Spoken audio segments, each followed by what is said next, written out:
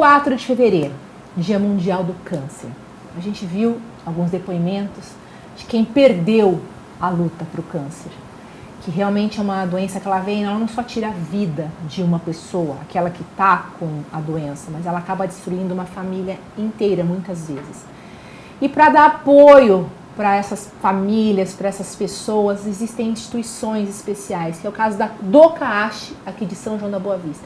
Então, comigo agora, a Alessandra e a Maíra, que trabalham no CAASH. Tudo bem, meninas? Tudo bem.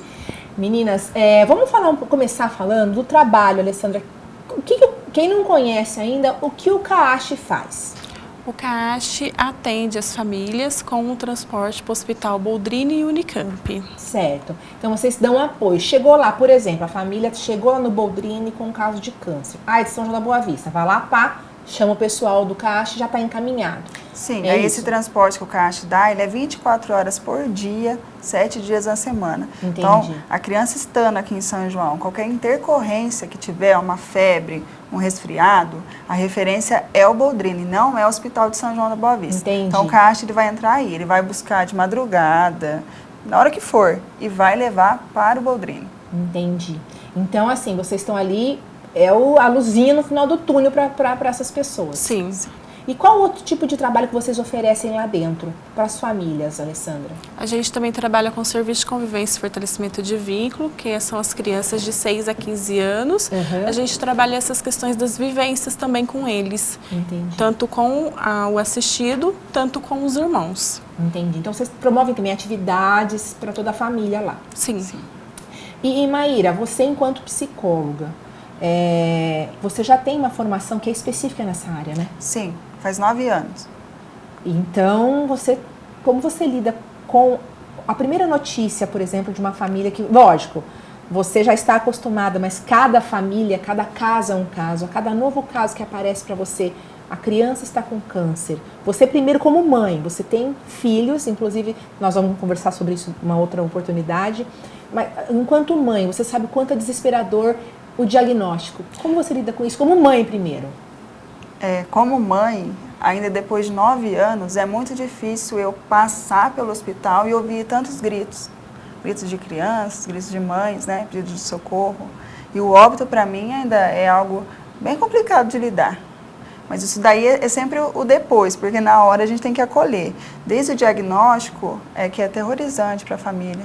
Por mais que hoje em dia muito se fala em câncer, a incidência de cura é alta, 80%, mas ainda é aterrorizante para elas, para a mãe, para o pai, o medo de perder a criança e também ter que reformular tudo o que a gente coloca quando o filho nasce, de futuro. Né? Porque o adulto, o pai e a mãe, ele pensa, ele programa um futuro e diante de uma situação de quase perda, a gente tem que reprogramar e reformular tudo que a gente pensou. Sim. Então as famílias ficam bem fragilizadas quanto a isso. E enquanto profissional, porque você tem que ser a mão firme ali, porque como a gente acabou de falar, você acabou de falar, a família se desespera.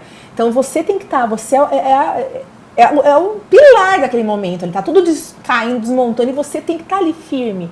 Muitas vezes, como você me contou nos bastidores, ficar 1 hora com uma criança em óbito, trancada com você numa sala. É complicado? Há 9 anos já está trabalhando com isso? É complicado. Desde o diagnóstico, a gente vem, a gente começa a acompanhar o tratamento que é de sucesso, quanto o tratamento que começa a dar errado. Uhum. Então, desde que começa a dar errado, o nosso olhar para a família já é diferente. Porque para que essa criança, ainda que seja tão pequena, ela sabe a dor da mãe, ela consegue entender. E para essa criança descansar, por mais que ela vai me falar, tia, eu não aguento mais, eu quero ir embora, mas como que eu vou deixar a minha mãe? Então, existe uma preocupação da criança em descansar e deixar aqueles pais, e a mãe tem que fazer essa entrega desse filho, de o quanto ele foi valente nesse tratamento, porque algumas crianças, quando esse tratamento começa a fracassar, eles se sentem como se tivesse perdido a batalha, e não é, né? Então, essa mãe tem que fazer essa entrega da melhor forma que ela conseguir, a gente sabe que é muito doloroso, mas se não houver essa entrega dos pais para que esse filho descanse, o sofrimento acaba sendo maior ainda, para todos nós que estamos ali acompanhando. E assim, o que eu percebo também muitas vezes é que essa doença, o câncer, ele vem, não é só a criança e a mãe. A criança doente, a mãe naquela aquela situação de que, né, como você falou, é o nosso coração, é a nossa vida. Mas muitas vezes o tratamento é muito longo e a família toda se despedaça, as famílias se desmancham em decorrência de uma doença, né? A maioria dos casos nossos ali do CAACH, os pais acabam saindo de casa porque essa mãe ela vai passar meses ou até anos dentro do hospital. Então ela vai deixar outros filhos em casa, mãe, o marido, para ficar em acompanhamento desse filho que tá em tratamento. Então essas famílias, emocionalmente, elas ficam muito debilitadas e aí que eu acho que entra nessa parte de levar todos os dias, quando é possível fazer esse tratamento, de entrar de manhã e sair à tarde para fazer a químio, o CAACH entra aí para ajudar. Porque esse fortalecimento de chegar na casa e ficar com o resto da família é o que vai diferenciar. Voltar para as famílias. Isso, né? Ficar no quartinho, sair daquele ambiente. Sair do ambiente hospitalar. E assim, o CAACH, enquanto entidade, enquanto instituição, quem mantém, quem ajuda, os gastos, como que é? São doações, né, que a população ajuda, e a gente também tem o cadastro da Nota Fiscal Paulista e temos o bazar na instituição. São roupas que a gente recebe de doação que a gente coloca à venda. Tá. Por que eu estou perguntando isso? Porque de repente você que está em casa pode falar, puxa, eu já perdi alguém para o câncer, eu queria ajudar essa instituição. Então está aqui uma maneira de você poder estar contribuindo, ajudando outras pessoas, né, que estejam passando pelo que você já passou, ou para que seja amenizada a dor dela estar passando por isso, né? Então é só entrar em contato com vocês. Só. Legal. Agora aqui, Maíra, como lidar com a situação, acabei de perder meu filho? As mamães que estão em casa, como você trata o psicológico dessas mães? Porque a criança, como você estava conversando, falou até pouco, elas têm uma perspectiva assim de futuro, mas elas estão tão cansadas que elas não têm hora de descansar. E como você falou, as mães, nossa, quando a gente descobre, dá o primeiro positivo, a gente já pensa lá na faculdade, no casamento dos nossos netos. O sonho acabou. Qual é o tratamento? O que a gente tem que fazer? Como lidar com a perda? Desde o final desse tratamento, quando é identificado que não houve sucesso, a gente já entra aí com essas famílias, né? Dessa entrega desse filho e do que fazer na hora que acontecer, sobre o que fazer. Então, na hora que acontece, é uma equipe, né? E a gente vai dar todo esse apoio de reconstrução mesmo, de estar por perto e ter que repensar que tem outros filhos, né? E tem marido, e a vida vai continuar, querendo ou não, né?